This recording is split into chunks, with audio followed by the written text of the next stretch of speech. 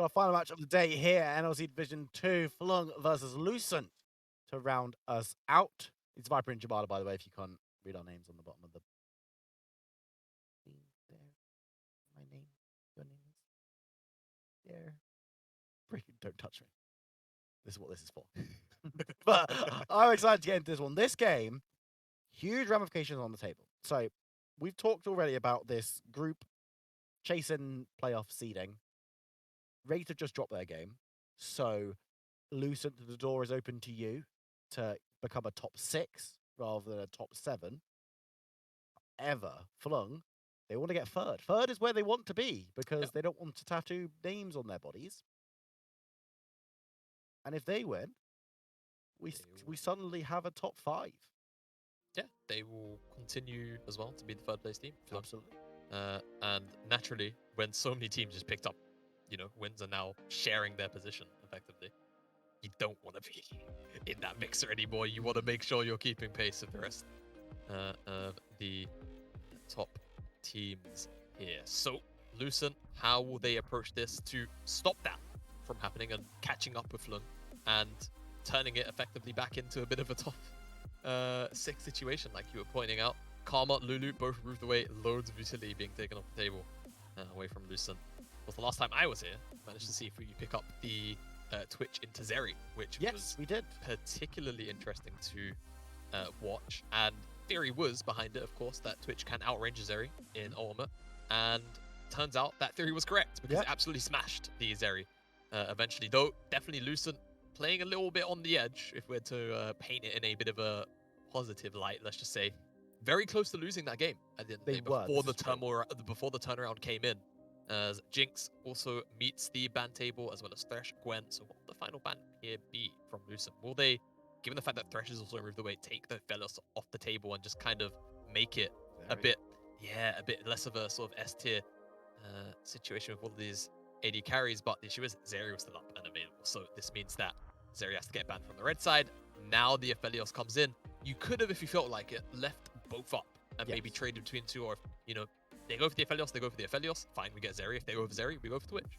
But instead, they eat up that Zeri ban, and now Aphelios gets first pick. Let's see you as well, with so many utility supports that you would typically pair up the Aphelios with, what they actually end up going for, as Fuyu going potentially down the Varus route, which honestly, I wouldn't particularly mind. I think when we saw that massive year for Aphelios, when he was first introduced into the competitive scene, one of the most consistent counter picks that you'd see into the Aphelios was the lethality Varus, because you could kind of just outrange the Aphelios, blow him up a level 6, and there wasn't really too much you could do about it. And what you would do is you would pair it up with something like the Nautilus, typically the Nautilus, because if you give it the Leona pairing, a little bit too much cleanse value. So you'd go for something like the Nautilus. We'll see whether that's what Lucent go for, as Xin Zhao will be picked up fantasy, so taking away that top tier, aggressive sort of trio square-ish of AD junglers. And I would expect Shafty to probably lean on the Lee Sin.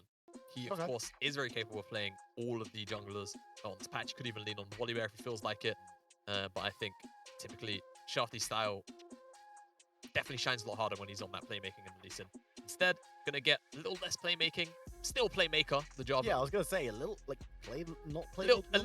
a little less. Yeah, it's much more flexibility. Utility. Yeah, exactly. You press 2-3 buttons. It's much less mechanically intensive. Asterisk, I understand that there's different skill sets involved. Yeah, and I will say, realistically, Xin Zhao in the earliest stages actually wins out this jungle matchup. Oh, okay. 1-1, if you were to ask me. So, of course, it's about, things like who strikes first, and such like that. But, and the state that you get into the fight. Exactly. But Xin Zhao, I think 1-1 definitely always wins that 1v1 at the very least. So, something that Shafty has willingly picked into this competition. So let's see how he pilots it out. And now, with that Rise pick, it puts a little bit of pressure on him, because they've already got a very strong AD matchup.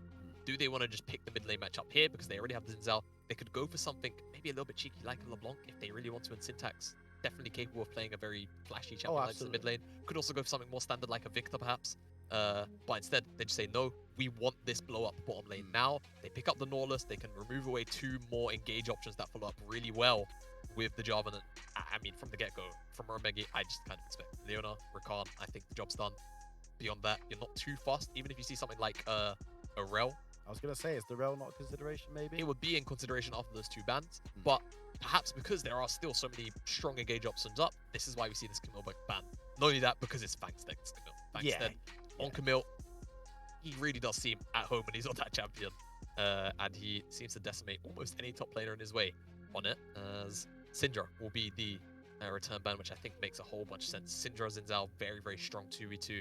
And just to ensure that the bottom side 2v2 isn't hard losing, they will remove away the Braum, and I think that does make a whole bunch of sense. So, says to me, Lucent really want to play through the bottom lane with this Varus and Norless. They have the setup there for it and the damage. So now it's going to be about getting a good-looking R4 mid here into this Rise that fits the composition that I want to round out here for Lucent, and then for Floeng to aptly respond. Just keep our eyes on what that final ban is going to be. Or what are we supposed to see? Oh, it's going to be an Urgot taken off the table. Okay, a Hull Breaker champ. That would be...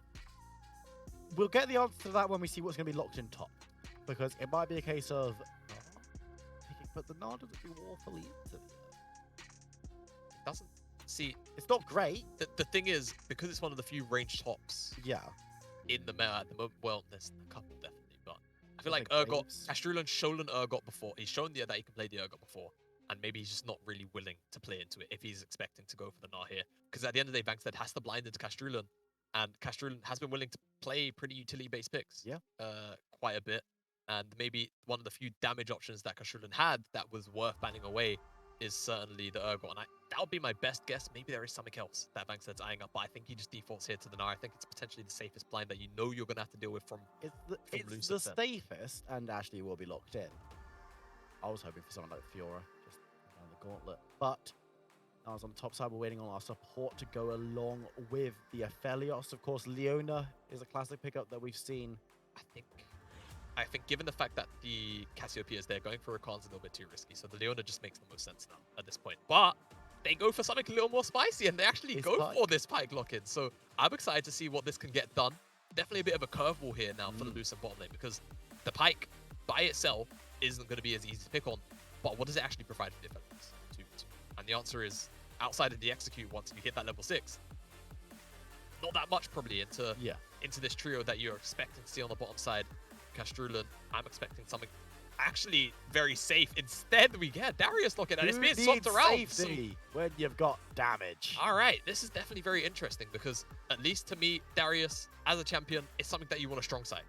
And this entire draft looked like they were setting up for a strong side, bottom side. So the fact that they've now locked in Darius says to me one of two things. They are going to go to Bangstead and absolutely abuse him because they feel like they can win the 2v2 so hard because of the Pyke lock-in that they no longer care about playing necessarily a traditional strong side bot. Yes.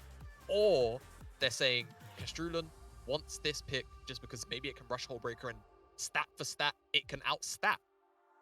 A lot of stats. A lot of stats in that. Can outstat the Gnar in the 1v1. And maybe that's the thought process behind it, but definitely a very vulnerable champion to ganks if, you know, the timing is right from Shafty. So a lot has to go into making this Darius pick work. I think on the opposite side, though, Floeng, bar that Pyke, a relatively standard composition. We've seen it played out probably in this exact order quite a few times. I think we probably have. We know what to expect from this composition. From the side of Lucent, maybe a little less. With the Darius on the top side, that's a bigger curveball than the Pyke, if you were to ask me.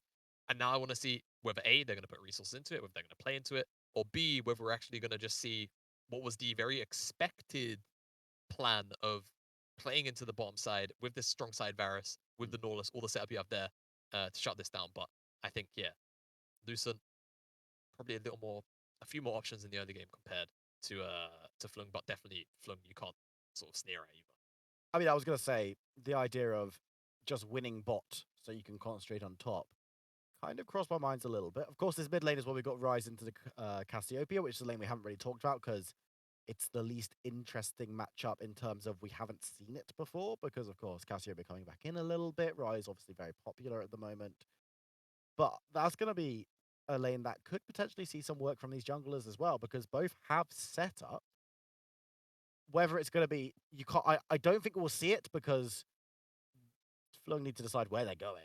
Basically, and Lucent need to decide how they're responding to that or what they're going to be doing because there's losing lanes across the board a little bit on the side of Floeng, or very potentially losing lanes, but there's abusable lanes as well as we make our way onto the Rift for our final game of the evening here in the NLC second division. We've got Lucent on the red side up against Floeng on the blue side. Floeng, of course, want to retain their top 3 spots, 6-4 currently. But if they lose, they're going to be joined by a couple of new teams up there. Light side and Domino will be. And Lucent. And Lucent, yeah. If they lose, because if Floeng lose, Lucent will win this game. Yeah. Lucent, of course, losing out on this one would keep Floeng in 3rd. And they would fall to join Rate at the 5 and 6 mark. One of those teams would still be in playoff contention, or both teams in contention. One of the teams would still be in playoffs at end of business today. However, Lucent obviously don't want to be thinking about that right now. What are we looking out for in the early game? I've neglected to ask this question. Fine. So let's talk about what happened whilst we was talking about table standing and such. Yes. Floeng actually did steal away a ward. I'm not actually sure where it died, but it did die. And because of that, Vangstead and Errol will now hit level 2 on the first wave. So look out for that in terms of, you know, what exactly happens to the lane states. Because Errol hitting level 2 on the first wave means that he can push that wave in a little bit faster than perhaps expected. The same thing for Vangstead. It kind of stimmies that Darius level 2. If you wanted to play super aggressive on level 2 with that Darius, you know, pop the Ghost, maybe try and go for a rundown onto the Gnar. Could definitely happen. But now, with level 2 coming in super early, that's not going to be the case. Both your junglers, they're starting on the top side. So, you know, at least to me, Fantasy, that just says, okay, the plan is still to play towards the bottom side. Maybe this pick for Castrulin is just saying, all right, I'm throwing down the gauntlet against Vangstead, who has been very overconfident. And well, I wouldn't say overconfident, but definitely he's made his presence known, Vangstead. Yeah. Whether for good or whether for better or for worse, he's definitely had a lot of flashy plays. And a champion like Darius can stop those kind of things in its place. So let's see what Castrulin will get done with this pick. For now, Shafty actually 3 camps on the top side into a mid lane gank onto Syntax. And this is very, very early, aggressive. Flash forward aggressively. Flag and drag of damage is there. Syntax holds his summoners, but loses his life. Yeah, and I mean, it's unexpected. Syntax is playing in the correct pocket of the lane, but it still doesn't matter. At the end of the day, Errol flash forward, gets through imprisoned in, and the setup is there. Syntax knows not to even flash because he will quite simply die. And this is very big for this lane because Syntax had to just teleport back into the lane. I think if we could get a look at the mid wave state, I think it was pushing back. Yeah, it was actually pushing into Errol. So not only did he have to teleport, but he teleports back to lane without a tier as he started corrupting pots. So that's going to be a big deal in terms of getting that stacked up as an invade, actually. And yeah, Shafty gone, punished for the mid lane gank. Great proactivity there from Lucent. Flash forward from Fuyu, it looks like, as well as Zimba. I assume we will get a replay of that as...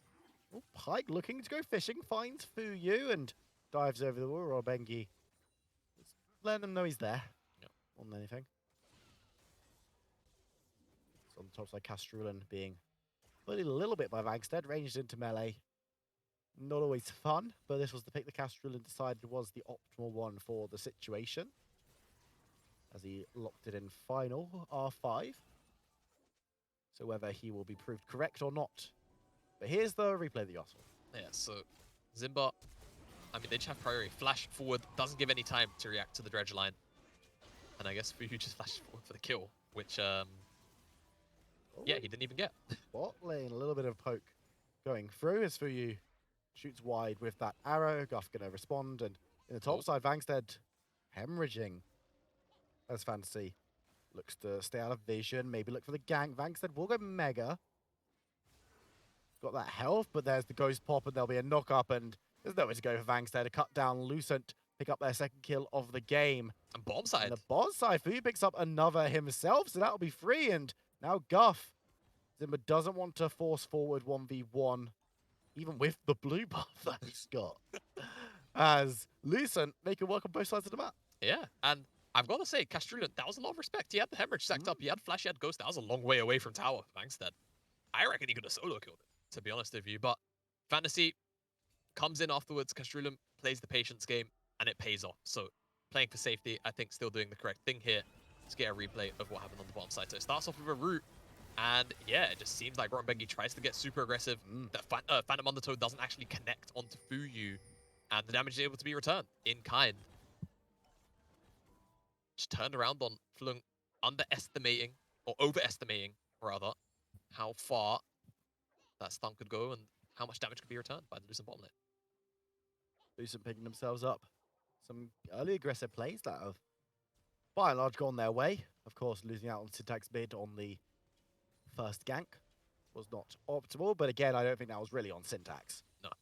As a state of affairs, Rob Bengi coming on through, though, trying to get on to Cassiopeia. Flash has been kept, and that's just going to dodge away. Fancy moves forward, it'll be 2v2, but neither team super invested in it. They'll back away. As Floeng, but mid laner hits 6, Errol. Syntax, of course, having the death and teleporting back. We'll be getting there very, very shortly. But Dragon first on the Rift is the Cloud, so both of these teams could look towards that one. Do you think that's going to be prioritized? Oh, We'll see. I think with how explosive the bottom lane has been so far and how explosive it looks like it's about to be. Ryu has been caught out, flanked out, and taken low. Will be needing to be careful. Shafty burning. Does he have the shield available? No, it's... Okay, wow. Wasn't even needed. Pop your pots in the middle of fights. We've said this before, Yep. and we'll say it again.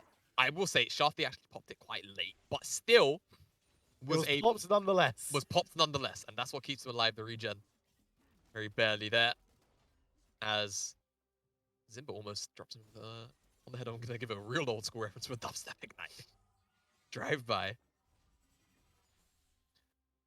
Do you know what? Yeah. I miss the days when mid laners would just walk into lane and ignite each other. Do you remember? That was when it was super short cooldown, right? Yeah. It was like... I think it was as short as it is now. It was like season 3, 4. Yeah. Where you just walk into mid lane, just ignite each other for the damage, and it was like, oh, okay. It was pretty hilarious. It's really funny. There's dumb stuff from League history. I still maintain the funniest thing in League of Legends history is we've got into a little bit of a quieter section of the game. Do you remember when Gangplank was disabled because he was canonically dead? No, I actually do, and that was what got me interested in wanting to play The Gangplank. fact of the matter is, the Riot would never do that again. No. Because pros could not practice him. They were like, you've reworked a champ. We want to try him out for this week's LCS. It was... Well, this is the thing. Exactly. This yeah, is the thing. They were okay, like, wait, oh, wait, yeah, no. sound. So what it was I think they had a... So Captain Gangplank Yes. was actually base Gangplank for a week. Mm. And then he canonically died. Yes. And this was obviously the rework happened. Gangplank was Captain Gangplank, but it wasn't called Captain Gangplank. It was Gangplank. It was just it was a visual rework. Yes. And then he canonically died. And also, funnily enough, he didn't actually canonically die. He wasn't dead. He was just fake dead. He was fake dead, but Riot were like, oh, you can't play him because he's dead. And everyone was like, eh? Yeah, and all this pros was were like, right before Worlds, I think, right? Like it was right before Worlds. It was like the summer before Syntax? Worlds. Oh, Syntax is fine. It's all right. Don't worry, we're having a conversation. They're not going to have a fight. And then the Juggernaut patch came out after that as well, which made it even worse. So even though by the time Season 5 rolled around, teams were practiced on Gangplank, it's the fact that I think it was maybe perhaps during playoffs or something along those lines. Like, couldn't play it. Teams just weren't allowed to practice Gangplank in solo queue. Actually, was it disabled on T? I wouldn't know. I would have to ask. This is before I was like, yeah, so fame of esports. It would. Right. But then right, okay. That's it. So it was all right, we've messed up the timeline a bit, but it's still kind of funny. Yeah, so it was still funny. It was disabled and then re-enabled, reworked right before Worlds. So teams actually didn't have too much time to play it. They're like, oh, here's this new champion, by the way. Haha. It's like, Yeah. what? Also, the fact that they're like Gangplank, who wasn't great, but wasn't terrible. If any teams have been like, if I don't want to play Gangplank at Worlds or in playoffs, right, we're like, well, we're reworking him. Also, good luck, kids. Exactly. He's dead. The figures, there's just so many figures from League of Legends history where also, okay, we're going to have a bit of a scrap in the jungle. Errol actually used to be one of our favorites. I appreciate both of these teams letting us have a chat by not doing I think we've had a pretty lengthy chat, though. this is true. We should move back to the game. As, Rift okay, good time, maybe. I think it's okay. I think Vax is just going to crunch away. But let's talk about Rift Herald. Shafty has it in pocket. Where would you like to see him drop it? Realistically, Goth, right? It's the Aphelios. Okay. It's the hyper carry. I think Vanstead at the moment is just having a pretty standard experience into Darius right now. Not too far ahead, maybe a bit surprising in range to melee, but you have to remember, even in mini doesn't have the biggest range. It's still range, right? But it's only, what, like 400, something like that. Still quite short. Into a Darius, that's about the range of an Apprehend. So you don't really want to walk too close. So you can't really bully a Darius as much as you can bully other melee champions, perhaps.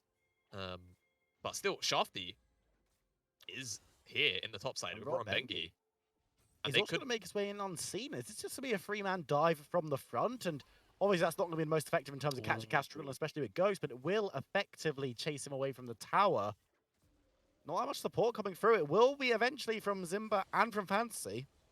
Now she's going to catch on the Vagster, who uses the Gnar, gets the stun, needs to walk away, but the execute is not quite there. He's bleeding. I think it's enough. Oh, do you think? No, I think he might just... Oh, Vagstead. 19 HP. How many times this evening are people surviving on sub 50 health? It's been a lot of times. That's for sure. Finish your meals, people. Finish them, but I mean, the important thing is here for Lucent is that the Herald doesn't actually go down. Because yes. If that does go down, that's a lot more tower plays that go in favor of Floeng for that play. And now they're only working with about 90 seconds of time, if that, to actually drop this Herald down. So, time is ticking. That tower in the mid lane, if they can get it to drop even at that HP, it will be 3 plates just because of the very specific HP that tower's at. Bottom lane looks like it will be a little bit too difficult here. Bengi doesn't get grounded before the Phantom Undertow. Makes it out of that one. But this tower's in execute range, so it's a difficult call for sure. Shafty, though, is on the bottom side of the map, so he's not going to be able to drop it on the top side of the map. What I maybe would have liked to have seen is just a long-range drop. This would have been maybe one of the few times it would have been acceptable. In the bot side, I'm seeing a lot brewing here. Guff called out. Doesn't actually get CC'd too hard as the Rise comes on through. Errol trying to get the damage down. Will find the Nautilus. Zimba goes low, but again doesn't fall. They catch out Pike, and he will be the first victim of the fight. And could well be the last. Lucent cut and run. There should have been a couple more deaths in there, I think. Yeah, I think, unfortunately for Bengi, he felt like more damage was going to come through for Zimba. I'm not sure if it was actually Fuyu's heal or not, which kept him above that execution threshold. But you can see Bengi committed the ultimate onto Zimba there. The execute doesn't come through. And unfortunately, what that means is there's no resets here. We'll have the replays to confirm this one. As I could have sworn, actually, on the spectator UI, it typically shows where Pike can execute from. But we'll ignore that, TR. As you can see, a lot of CC, a lot of damage. Is it Fuyu's heal? No, because it's already off cooldown. Just expecting more damage. Simple as that. It does so little. It does so little. And not only that, the heal actually comes through after the fact. And unfortunately, Bengi ends up dropping. And Herald does go into the mid lane, as expected, gets 3 tower plates. Whether there was maybe a little more setup behind that, we'll have to, we would need another replay for it, as we came out of one. But end result, they still pick up 3 plates. Very nice for them to split the gold. Considering the plates are about to fall off, it was probably their best opportunity. And I think, sitting at this moment in time, Lucent probably relatively happy, but at the same time, Floeng's composition scales exceptionally well. If you're talking the 1-to-1, pretty damn good, but I think if you talk about the nitty-gritty, how the comps going to actually interact with one another, I feel like any of these Floeng champions absolutely hate being in range of Cassiopeia. And not only that, I think Lucent, with this Validity Varus, because that's what it is,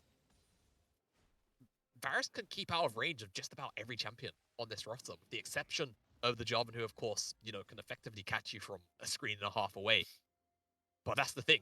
Fuyu can play a screen and a half away with the max range arrows, so if Fuyu perfectly positions here, it's going to be really tough, because if Floeng try and move forward onto this Cassiopeia, it's going to be a very rough day. You're moving into range of Cassiopeia, you're moving in range for, Darius to maybe start getting stacks on you, and that's the crucial thing as well. If Lucent decides to play a bit of a death ball style of game here, because realistically, they're never going to be trying to play for flanks, things will get difficult, and I think that's what Floeng are maybe going to have to do themselves. But unlike Native's last draft, flanking, it just doesn't seem as threatening to me this time around.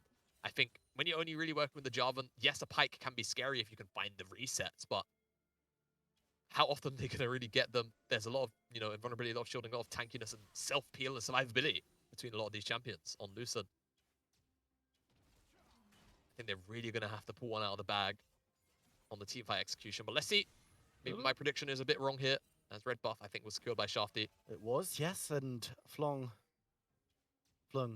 are moving down to the bot side. Just as a quick one for some of our players who maybe aren't as familiar with Varus. Of course, a decent champion in the meta right now, but it has several built past.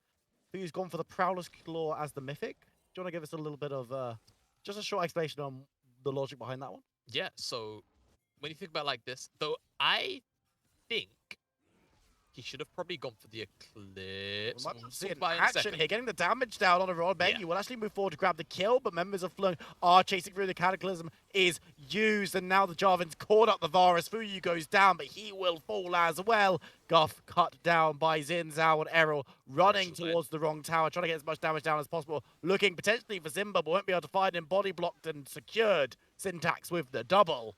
Lucent, excellent response to make that play theirs. And Syntax shows up. What did I just say? All of these champions here being arranged Cassio. Why Cassio absolutely murders them. And very easily. I mean, we just got to see a case study of it. And yes, sure, they find Fuyu, but at the end of the day, Rompengi gets absolutely deleted, almost 100 to 0. Between, I think it was mostly Fuyu's damage anyway. I'm not sure where Zimba actually dumped all of his spells. We will get a confirmation, of course, via replay. But yeah, they find Fuyu. At the end of the day, once the collapse comes in from Lucent, does it really matter? Yeah, I mean, this is mostly Fuyu's damage. It's a dredge line and no attack from a Nautilus. It's around 120 extra damage, sure, but at this stage in the game, seeing a Varus almost 100 to 0 champion is very scary. Dive coming through from Shafty, you understand, but at the end of the day, the rotation comes in so quickly from Lucent that it's always going to be them that end up winning here, and Errol unfortunately dies. And to go back to that Varus question point on the item, so when you're against champions that aren't going to be building too much armor, Prowler's Claw typically does win out. The flat pen that it provides via the Mythic, normally when you crunch the numbers, it just about edges out in the damage. Not only that, you can do very cheeky things. You can Prowler's Claw through minions, try and find an ultimate there. Off of, kind of think about it like a Gale Force-esque for a lethality champion. In that regard, this is how it'll be used. Or when you see like a Felios Gale Force Graviton ultimate, basically. Is what you're looking for. As I think I'll end my explanation here. I think Sharpie's in a lot of trouble. Actually dodges away from the auto attack from Nautilus, but will be followed by the dredge line. Nice slow from Errol. Sharpie goes so low. He's the jungler, remember, so he's the one holding the smite. It's going to be very dangerous for him to go for that steal. As the dragon started up, Ocean, we're going to get as our sole dragon, but this is only the first of it to spawn. So third, if Lucent can secure it, Floeng not super interested in allowing that. Shafty snuck in. I don't think he's on vision as he's looking to jump in for the steal. Won't be able to do so as it's taken up, and Fuyu instantly deletes him for his troubles. It's one apiece though, as Zimba falls just the same. Floeng with 4 members moving back towards the mid lane. Rift Tower number 2 is around, but it looks like this mid tower might be forfeit. Yeah, they're going to probably forfeit this mid lane tower. I think that's the opportunity cost for getting this dragon. But at the end of the day, threatening an Ocean Soul at 23 minutes, it's not a position you want to be in. Fuyu's also, curiously, not going to commit to take that tower. I think believed that he had enough time to take it, but now that teleport comes from Nah, he teleported on a control ward, so if Fuyu doesn't see, then he's just blind. And I can, Fuyu's friend of mine, so I'll flame him a little more. Get your glances on Fuyu. A little more aptly, but yeah. Oh, Bankstead flashes for it. Fuyu's actually doing a decent amount of damage here. He definitely doesn't win that 1v1, but... I might say it. Okay. If Bankstead didn't transform, I think that arrow might have executed Bankstead. Well, it's a fortunate thing that the transform's in the kit as we do the top side fancy, looking towards Guff. Making sure that both marksmen feel the burn, but Guff's the one feeling the damage as he puts some more into fantasy, and he's got mates. And they're going to be able to secure the kill. Lucent turning up to get revenge, and they're going to split up the fight. Shafty's the one who's on his lonesome in the alcove. And we're going to see a little bit of alcove gaming, but only a tad. Shafty actually going over the wall. Will he be able to get away? He's bleeding. He's poisoned. He's got all the stat effects. It will be Castrulan putting the axe down to end that one. Yeah, Castrulan finds the kill there onto Shafty. And this is something I was kind of worried about with this Jarvan pick, because whilst, you know, dive follow-up can happen, Jarvan at the end of the day is the sole prime initiator of this game for Floeng. And 1 and 4, yes, in this particular case, it's not, you know, because he necessarily engaged, but right now, definitely suffering in the score department. And I imagine it's kind of only going to get worse, because again, like I said, these champions all hate diving into Cassio. Who hates it most? Probably the Jarvan. Maybe you can make an argument for the Gnar. At the end of the day, Jarvan will be doing his job, but he is literally just a sacrificial body to ensure that Floeng get good fights. So let's see what exactly Shafty can do with this position. Also went for the Stride Breaker. It's something that we've been seeing more and more of. Whilst I was hesitant to accept it, I have now become a little more of a believer. Have you converted? I wouldn't say I've fully converted, but what I will say is I can understand the utility purposes. Okay. Sometimes I feel like that the Gold Drinker can provide you with a little more in the sense of, you might get a massive heal off and, it can actually keep you alive longer. And as highlighted there by production, I was going to say, Errol going for the Seraph's Embrace, which is not something we typically see. I think when you compare it, to the other Fimble winner, the stats normally outdo the healing. So, yeah, very curious about this pickup. well, we talked about this a little bit earlier. I think Syntax might be in trouble as Fantasy just warding off his side, playing Warden to the mid laner who's chasing down Bankstead. But we saw Chimera playing Cassiopeia at the beginning of the day, and I asked you, hey, sitting on tier, what's going on? And you said, well, Seraph's kind of is as good. Yeah. So there's no point really trading it when you get other items. Like, it can depend, right? It is, again, League is a very contextual game when it comes to itemization. Yeah, so any particular game, you should probably be itemizing slightly different if you're trying to optimize damage as a damage dealer. And even as a tank if you're trying to frontline, right?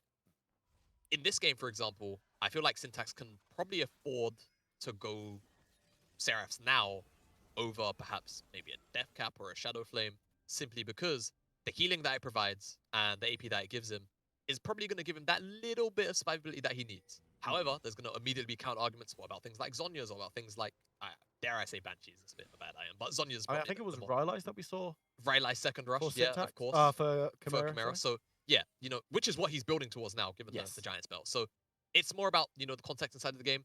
Maybe Lucent, or maybe Syntax feels like because he's able to get into range of all these carries right now, he can go Seraphs for the more immediate spike in survivability and damage over needing the slow, because his team already has enough CC to do that. So again, itemization is very contextual, albeit there are definitely, in many cases, objective right and wrong item paths. Static gates first, objectively right. No, don't build Starak second. If you're still building Starak second as a Bruiser player... first. Oh, well. Listen, Jamada. Yeah. I wouldn't build Starak second, don't be stupid. Oh, okay. Guff actually just blew the Moonlight Vigil, so that's a pretty big ultimate to be down. Especially with Dragon up in 2 seconds. Yeah, like, this you is want so to have that ability available as Vangstead chasing Darius away, doesn't get apprehended. Fancy gets caught back. Vangstead looking for the stun, manages to land onto one, keeps Zimba in the fight as well. They're looking to get the damage down, will be the first kill of the engagement as Errol goes low. Needs to be careful, knocked up, but the damage coming from Wrong Maggie. He will burn. You've got to imagine has a little bit of greyhound running as Errol running for his life, gets the slow, gets the re-engage. Shafty goes through the fight, goes golden as Rise is trying to get away from Syntax, who's looking to get as much damage done as possible. Oh, goes very low himself. Errol managing to survive, manages to turn around and take down the Pike, whose greyhound kept him alive from the Darius earlier. Everyone is surviving on health levels that they really shouldn't be. But again, the highlight is Lucent win the fight and should take themselves the Dragon's Soul.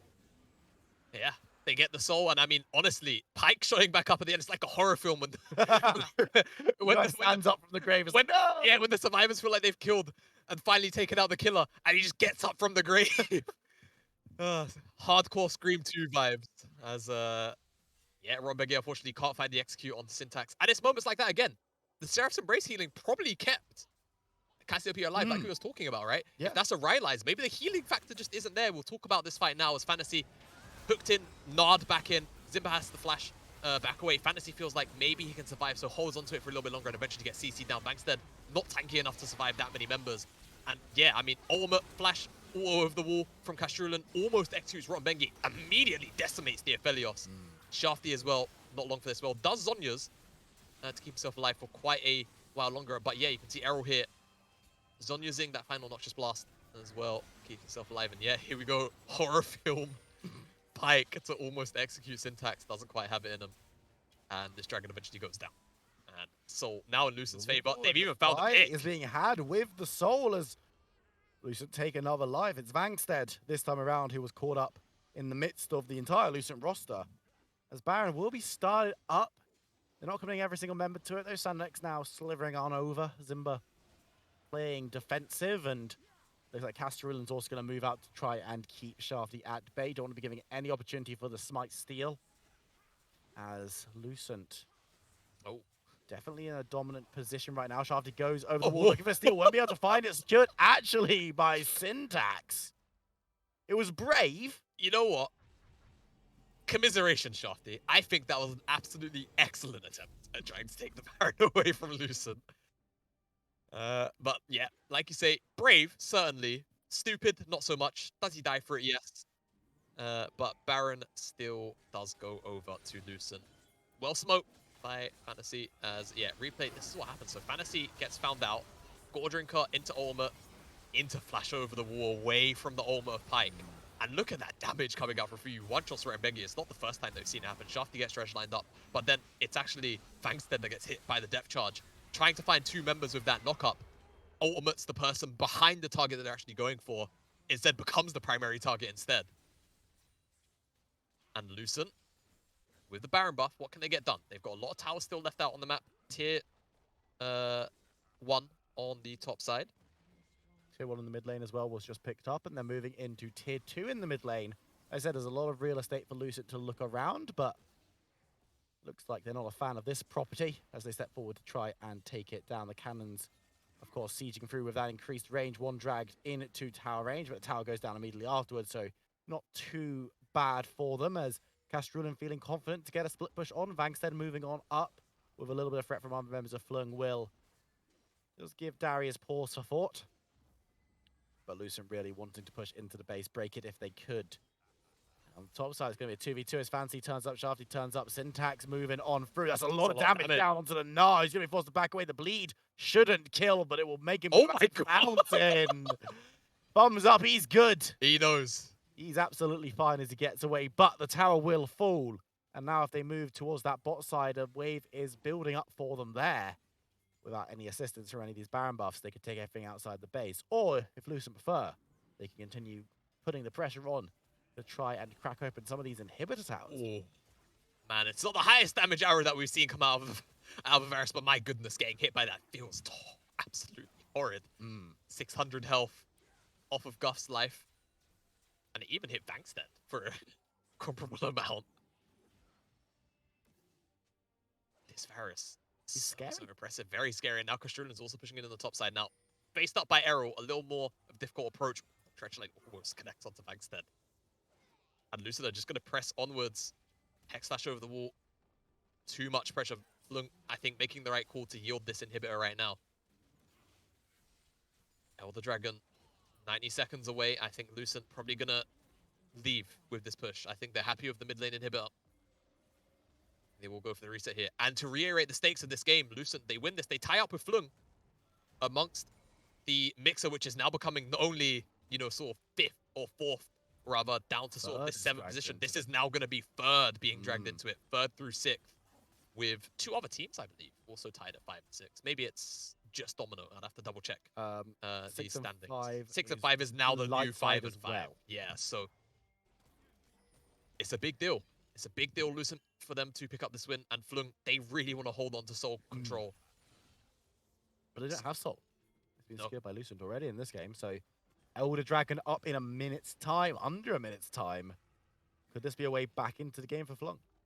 If they can somehow 50-50 this Elder Dragon, steal it away, then maybe it's such a powerful buff. But at the end of the day, I feel like Floeng, when you take a look at the items, you just have to look at the inventories. There's just one too many big differences here, which say to me, I don't think Floeng can win this because this gold lead has absolutely ballooned massively. When the Baron was actually picked up, it was mostly the Baron gold itself that was the difference between Floeng and Lucent, and the items weren't that bad.